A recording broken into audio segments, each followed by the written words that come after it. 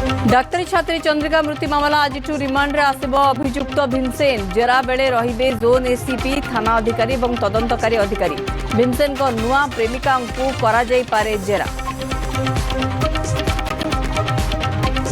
टंका पाई बैंक को कंकाळ नेबा घटना ओडिशा ग्राम्य बैंक मैनेजर सुशांत सेठी निलंबित जीतू मुंडा क्लेम सेटलमेंट करा जाइथिबा केंद्र अर्थ मंत्रालय देला सूचना पिला चोरी सन्देह बर्बर कांड रिपोर्ट मागिले जातीय महिला आयोग एनएचआरसी पहुंचला मामला 2टी पिटिशन दाखल 60 दिन में चार्जसीट करने कहले राज्य महिला आयोग आज रथयात्रा द्वितीय समन्वय कमिटी बैठक अध्यक्षता करेंगे आईन मंत्री पृथ्वीराज हरिचंदन उपस्थित रहिबे श्रीमंदिर प्रशासन समेत समस्त प्रशासनिक विभाग अधिकारी